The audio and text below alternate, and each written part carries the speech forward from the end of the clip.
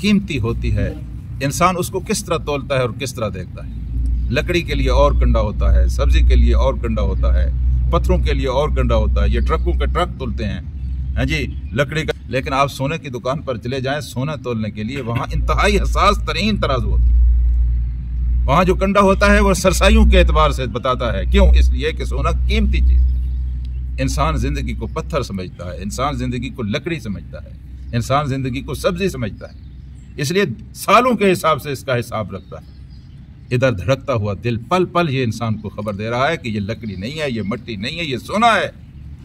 पलों के हिसाब से, सांसों के हिसाब से इसका वजन करो और इसकी अहमियत का अंदाजा लगाओ। पलों के हिसाब से, सांसों के एतबार से। ये सांस एक एक जो गुजर रहा है मेरे अजीज दोस्तों, ये हमारी जिंदगी का सबब भी है। सांस खत्म हो जाएंगे तो जिंदगी खत्म हो जाएगी।